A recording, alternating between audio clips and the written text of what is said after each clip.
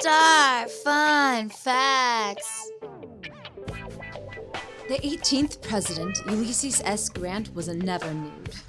Grant prided himself on nobody ever having seen him naked since he was little.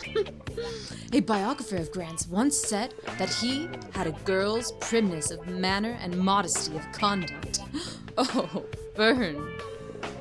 Our 36th president, Lyndon B. Johnson, was always jealous of the attention that his predecessor, Kennedy, got for his sexual escapades. Lyndon took great pride in his penis, naming it Jumbo. Johnson was never shy about waving his junk around and telling anyone who would listen that he had more women by accident than Kennedy had on purpose. Wish I met Lyndon in my lifetime. Former President Calvin Coolidge, the 30th president, is a namesake for the sexologist term the Coolidge effect. What is the Coolidge effect? The sensation of men becoming aroused by the idea of a presence of a new female, i.e. the Coolidges would have to have a strange girl in the room not participating just for a good old Calvin to get the engine running. Also, it is well known that he loved having Vaseline rubbed on his head during breakfast, yet no one knows why. Our 35th president, John F. Kennedy's sexual exploits are well known within American political mythology. What is not often focused on is that he wasn't as much of an amorous scamp as is made out to be. Moreover, he had a very serious physical addiction to sex. He once told British Prime Minister Harold Macmillan that if he went too long without sex, he'd get severe headaches. And I claim severe headaches to get out of sex. The 29th president, Warren G. Harding, reveals that he named his penis Jerry. In a letter to his mistress, he stated, "Do you recall, Jerry? He told me to say that you are the best and darlingest in the world, and if you could have but one wish, it would be to be held in your darling embrace and be thrilled by your pink lips that convey the surpassing rapture of human touch and the unspeakable joy of love's surpassing embrace. I wouldn't mind a little Jerry." Our 6th president, John Quincy Adams, had a habit of taking female reporters skinny dipping in the Potomac, at least until one used the event as blackmail over him. You go, girl. Former President Grover Cleveland was the 22nd and 24th president.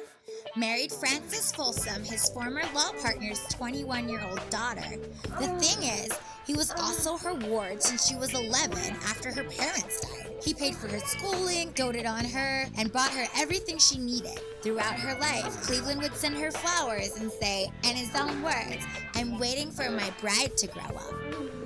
Our 41st president, George H.W. Bush, prior to being president, was Ronald Reagan's vice president and the head of the CIA. Between 1988 and 1991, it is well documented that there were male and female prostitutes being snuck in and out of the White House under his watch. It is naive to think he wouldn't be aware of something of that magnitude. According to Robert Gene Baker, a lifelong White House staffer, both President Ford and JFK were seduced by suspected spy Ellen Rotmesh, the wife of a West German army officer. J. Edgar Hoover, head of the CIA at the time, recorded her hookups with Ford while he was on the Warren Commission for use in a later blackmailing scandal. Our 32nd president, Franklin D. Roosevelt's mother, clothed him in dresses until he was 5 years old. Though later in life, he was once spotted wearing a skirt and a hat trimmed with a marabou feather and wearing a wig of shoulder-length hair. And he was fabulous. Warren G. Harding supposedly made love to a young girl, Nan Britton, on a regular basis in a White House closet. Secret Service agents reportedly had to stop his wife from beating down the closet doors on several occasions. Our 20th president, James A. Garfield, according to his biography, he hated his sexual urges. Garfield was consumed by lust and sexual temptation. He agonized over his thoughts and punished himself emotionally each time he indulged in his sexual needs. Just imagine what he would have done to himself if he had access to the internet.